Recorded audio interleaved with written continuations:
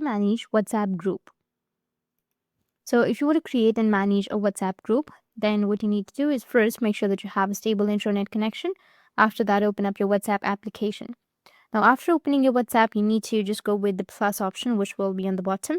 Once you tap on the plus, you will have new group. You need to tap on new group and then select the persons that you would like to select or create a group. After that, go with the arrow, which will be on the right side, and then enter the group name. Like I'll just simply go with testing. And if you want to change the group permissions, you can go and edit the group permissions and then go with the tick, which will be on the bottom, and your group will be created. Right. And once you've created a group, now if you want to manage this group, then you need to edit your group permissions. You need to tap on the group name, which will be on the top, and then just scroll down, and here you will have group permissions. Tap on the group permissions.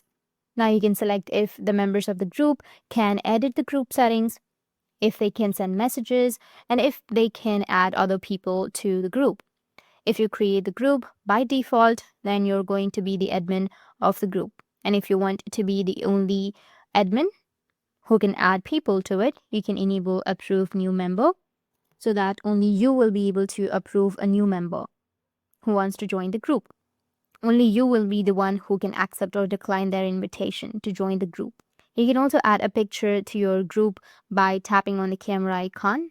So just go back and then tap on the camera or tap on the profile icon, which will be on the top, and go with the gallery and then add a group. Or if you want to make any changes to the group, you can just simply go to the three dots, which will be on the top, and then add members or change the group name or go with the group permissions again.